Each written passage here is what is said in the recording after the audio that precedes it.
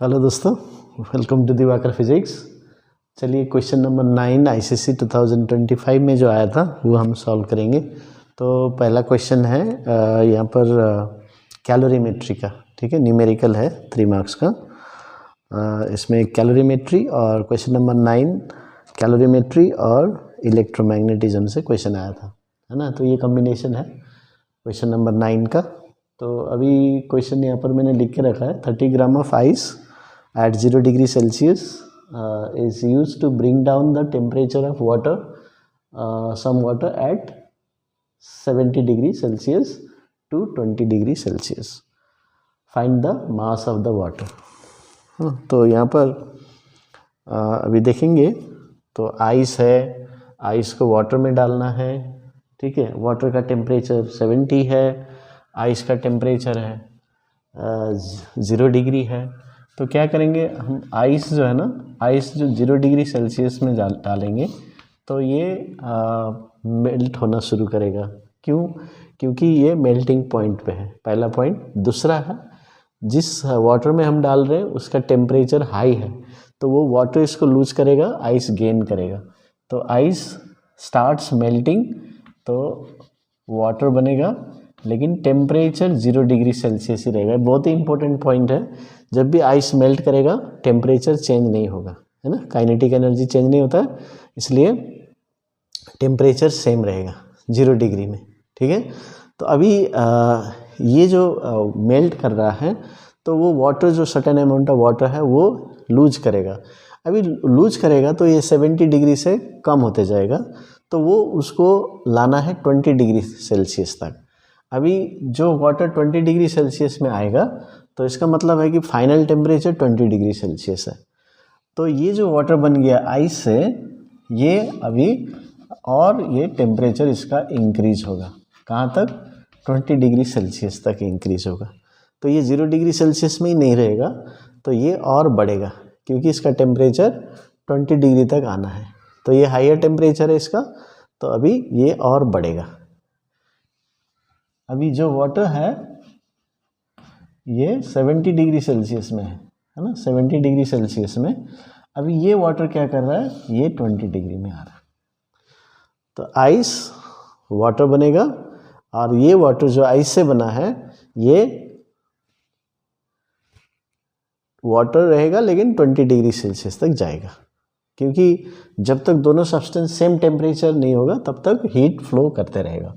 तो ये हो गया फाइनल टेम्परेचर, ठीक है। तो इसका मतलब इस साइड में जो है वो हीट गेन्ड हो गया, और इस साइड में हीट लॉस्ट हो गया। तो देखिए, तो हीट गेन्ड क्या होगा? तो heat gained by cold body. तो इसमें 2 स्टेप में हो रहा है, देखिए। तो इस स्टेप में क्या हो रहा है कि आइस इज मेल्टिंग, तो मेल्टिंग के समय में हमें m/L फार्मूला लगाना है।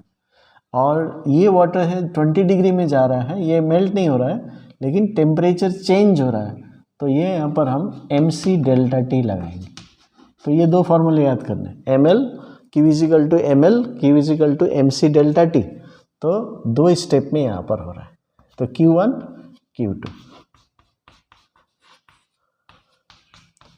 ml plus mc delta t, ठीक है। तो इसको निकाल लेते हैं। तो मास ऑफ द आइस कितना है? 30 ग्राम। चाहे तो आप कॉमन भी ले सकते हैं। L कितना है?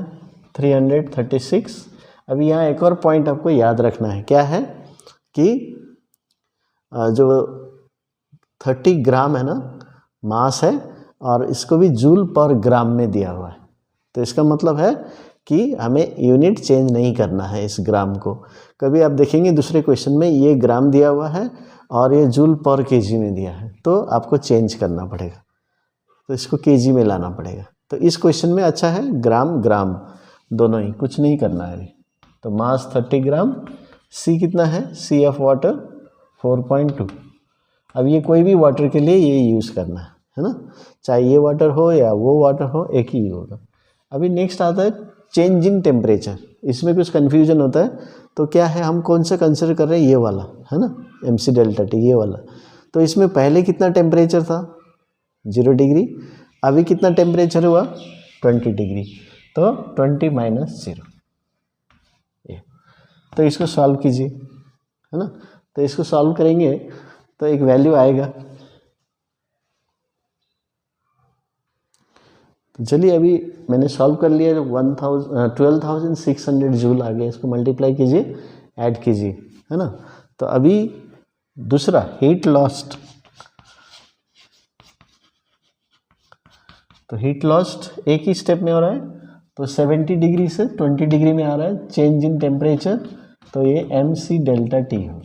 तो क्या है चेंज इन टेम्परेचर में MC delta T, change in state M into L, तो M इंटू सी इंटू डेल्टा टी। अभी देखिए ये जो मास है ना, ये मास अलग है। ये जो मास था वाटर का, ये आइस से बना था, इसलिए मैंने 30, इसमें भी 30 ले लिया। ये आइस का केस में। अभी जिसमें वो आइस डाला वो पानी, वो मालूम नहीं है, निकालना है, तो इसलिए M रखिए, C 4.2 ही रहेगा। और डेल्टा टी देखिए, डेल्टा टी अभी ये वाटर का बात हो रहा है यहाँ पर।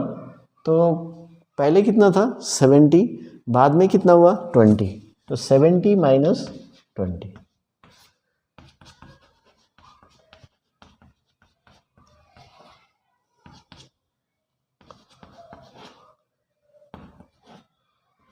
देखिए ये आ गया 5 2 10, 5 4 21, 210 M आ गया। तो अभी प्रिंसिपल ऑफ कैलोरीमेट्री से क्या पता चलता है, by the principle of calorimetry, तो heat lost is equal to heat gain. तो वेरिएबल इसमें है तो इसको पहले लिखिए, तो इसको सॉल्व कर दीजिए।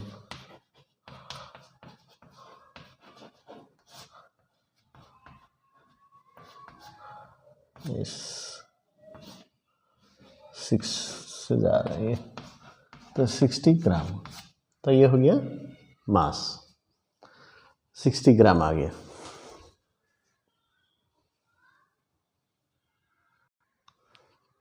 तो बाकी क्वेश्चन 9 में कैलोरीमेट्री में इस तरह से आया था। देखिए certain amount of heat will warm 1 gram of X, a substance X by 10 degree Celsius and 1 gram of Y by 40 degree Celsius.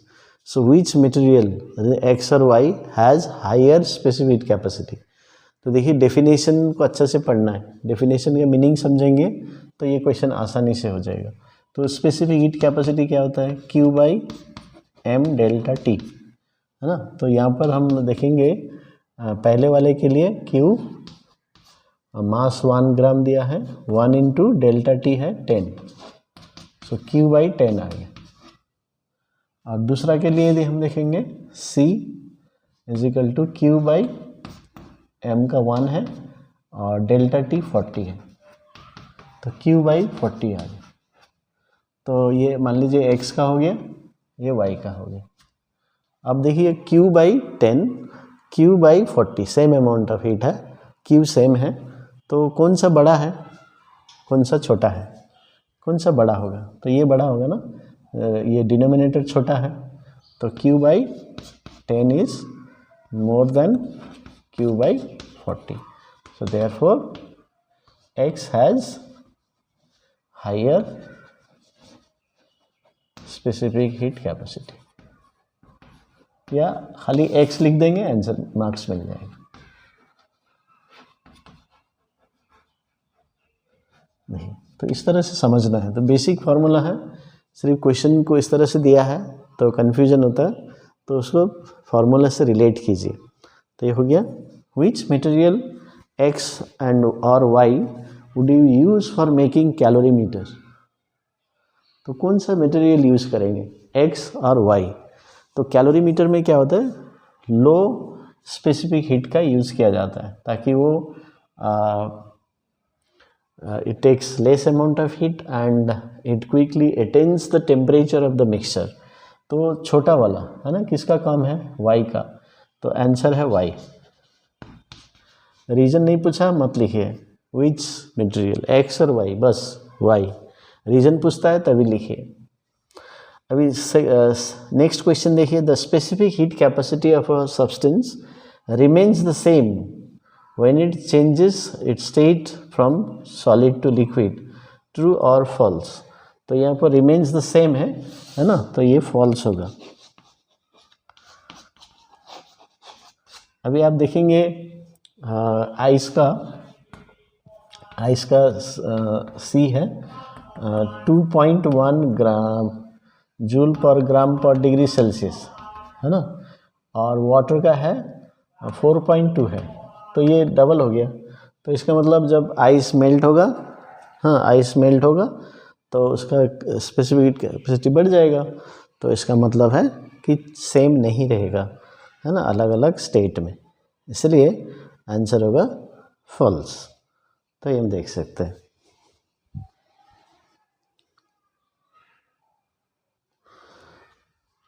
Third part था वो इलेक्ट्रोमैग्नेटिज्म से पूछा था। तो ये क्वेश्चन है, एक कॉपर रॉड ऐसे रखा हुआ है PQ बिटवीन द मैग्नेट्स, है ना, ये नॉर्थ पोल है, ये साउथ पोल है, ठीक है। तो यहाँ पर नॉर्थ इधर साउथ दिया हुआ है, ये इम्पोर्टेंट है, ये कौन सा पोल्स, ठीक है। इधर बैटरी का टर्मिनल देखिए, ध्यान दीजिए। अभी क्वेश्चन है, the copper rod PQ will move towards C, true और फॉल्स। अभी ये इसमें फोर्स लगेगा, किधर फोर्स लगेगा, इसमें लिखा है टूवर्ड्स C, तो ट्रू और फॉल्स लिखने के लिए आपको पता करना पड़ेगा कि किधर फोर्स लगेगा, है ना। तो कैसे करते हैं, जैसे यहाँ फोर्स का डायरेक्शन है, फोर्स का डायरेक्शन है ना, फोर्स का डायरेक्शन, तो फोर्स का डायरेक्शन निकालना है तो मैंने क्या बताया था एग्जाम से पहले, लेफ्ट हैंड रूल यूज़ करना, है ना, लेफ्ट हैंड रूल। तो लेफ्ट हैंड रूल, तो फ्लेमिंग्स लेफ्ट हैंड रूल, ये तो लेफ्ट हैंड रूल, तो इसलिए name the law used, so Fleming's left hand rule. अभी चलिए इसका ट्रू फॉल्स है हम देख लेते हैं। तो ये मेरा लेफ्ट हैंड है, ठीक है, लेफ्ट हैंड है। तो अभी इसमें क्या करूँगा मैं, मैग्नेट के तरफ ये वाला फिंगर लगाएंगे और करंट की तरफ ये। तो अभी यहाँ पर आप क्लियर हो जाइए कि मैग्नेटिक फील्ड नीचे है, ठीक है, और करंट है इस साइड। ये देखिए, ये यहाँ से देखना है, टर्मिनल देखना है, ये देखिए ऐसे, और ये एक्चुअली ऐसा नहीं है, ये फ्लैट ऐसे रखा हुआ है ऐसा, ठीक है, मैग्नेट के बीच में ऐसा फ्लैट देखने में ऐसा है, लेकिन यहाँ पर हॉरिजॉन्टली रखा हुआ है ऐसे करके, ठीक है। तो अभी आपको ये सेट करना, मैग्नेटिक फील्ड नीचे, हाँ, करंट उस साइड में, और किधर फोर्स होगा ये थंब दिखाएगा। तो चलिए मैं दिखाता हूँ।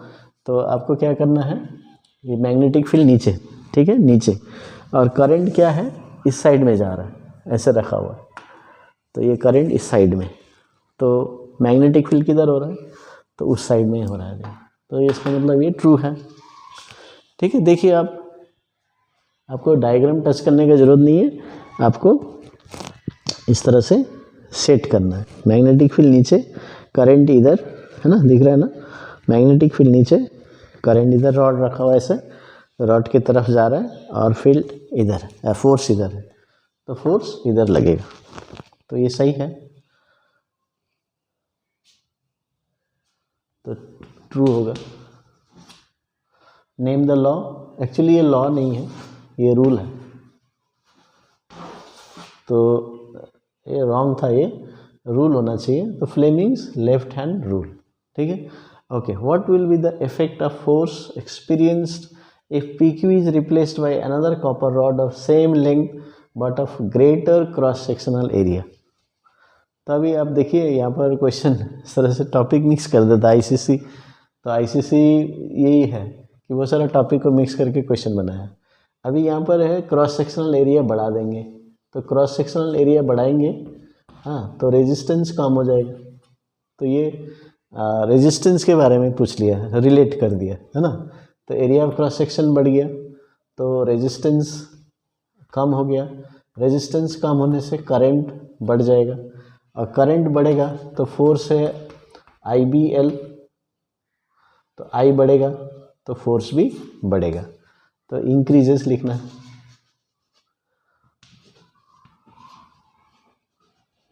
इंक्रीजेस या फोर्स इंक्रीजेस हो गया। जस्टिफाई योर आंसर देखिए मैंने यहाँ पर बता दिया कि the resistance of the rod decreases hence current increases, so according to F is equal to IBL sin theta, है ना। तो या IBL से भी लिख सकते हैं फोर्स इंक्रीज। तो ये आप खोजना चाहते हैं कि एरिया ऑफ क्रॉस सेक्शन बढ़ने से रेजिस्टेंस बढ़ेगा कि नहीं। रेजिस्टेंस बढ़ेगा तो करंट का क्या होगा, करंट क्या होगा तो फोर्स का क्या होगा। तो देखिए कितना अच्छे से इलेक्ट्रिसिटी चैप्टर से फिर ये force on the current carrying conductor relate किया। तो इस तरह से आपको आंसर लिखना है।